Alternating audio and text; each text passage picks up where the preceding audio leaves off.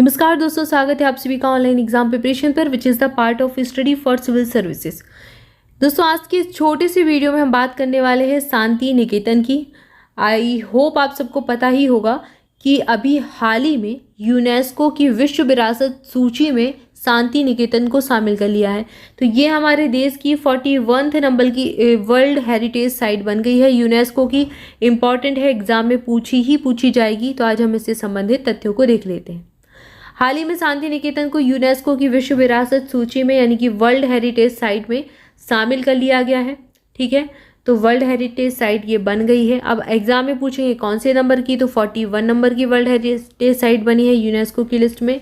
भारत की तरफ से शांति निकेतन को विश्व धरोहर सूची में सम्मिलित करने का प्रयास 2010 से चल रहा है। 2010 से हम प्रयास कर रहे हैं कि इसको घोषित कर दिया जाए, लेकिन शांति निकेतन को यूनेस्को विश्व धरोहर स्थल के रूप में नामांकित करने की नवीनतम प्रस्ताव पर कार्य वित्तीय वर्ष 2020-21 में ही प्रारंभ हो सका था। तो 2010 से हमने प्रयास करना चालू किया, फिर 2020-21 में हमने यहाँ पर और भी इसका जो नामांकन है उसका प्रयास किया, प्रस्ताव रखा। उसके बाद फिर अभी 2023 में इसको घोषित कर दिया है विश्व धरोहर स्थल।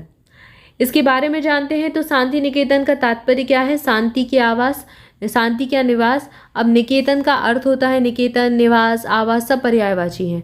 ठीक है, तो शांति के निवास इसका अर्थ हो जाएगा। 1901 में नोबेल पुरस्कार विजेता रविन्द्रनाथ टैगोर के द्वारा स्थापित ये शहर है।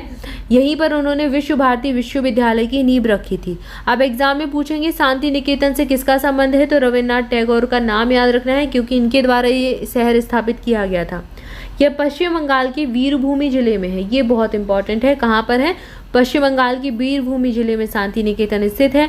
शांति निकेतन अपने अद्वितीय शैक्षिक दर्शन के लिए विश्व प्रसिद्ध है, जहाँ पर प्रकृति, रचनात्मकता और समग्र शिक्षा को एकीकृत किया गया है।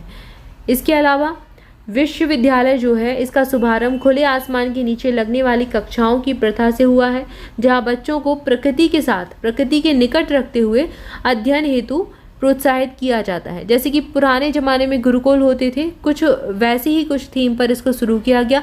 समग्र शिक्षा पर यहाँ पर जोर दिया जाता है, रचनात्मकता पर जोर दिया जाता है और जैसी जिस इंसान की प्रकृति हो उसके अनुसार उसको आगे बढ़ाया जाता है।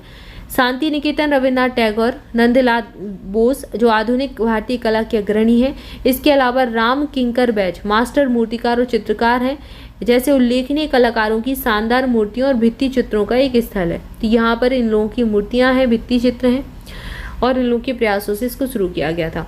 ठीक है, इसके बाद यूनेस्को की विश्व धरोहर स्थल के बारे में जानते हैं। यूनेस्को विश्व धरोहर स्थल वह स्थान होता है जिसे उसके असाधारण सांस्कृतिक और भौतिक मूल्य के लिए नॉमिनेट किया जाता है, नामित किया जाता है। यूनेस्को विश्व धरोहर समिति द्वारा शासित अंतर्राष्ट्रीय विश्व धरोहर कार्यक्रम में विश्व धरोहर स्थलों की सूची को अनुरक्षित करने का कार्य किया गया है। ठीक है, तो ये international world heritage program governed होता है किसके द्वारा? यूनेस्को वर्ल्ड हेरिटेज कमेटी के द्वारा।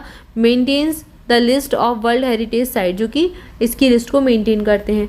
यूनेस्को एक ऐसी वैश्विक संस्था है जो कि मानवता के लिए असाधारण मूल्य की सांस्कृतिक और प्राकृतिक विरासत होती है, जो हमारी साइंटिफिक एंड कल्चरल ऑर्गेनाइजेशन है एक प्रकार का, जो किसके लिए काम करता है?